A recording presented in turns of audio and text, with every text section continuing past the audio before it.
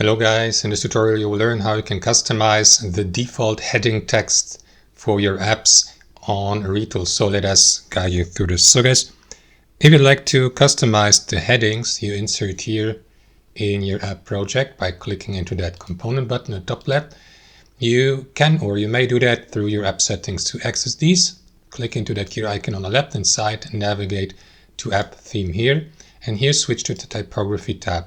So you may customize the font for your app, but also set a default type style for headings, for heading 1, 2, 3, for labels, body text, and so on and so forth. What you need to do, guys, is click into these options here to the right, and that is going to open up this edit typography button or field. So you can change the font size for heading 1 in this case here, which is 36px, but you can enter another value here.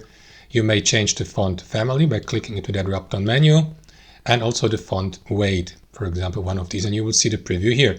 And you can do that for each of these heading types. That's it, guys. Thanks for watching, and I'll see you next time.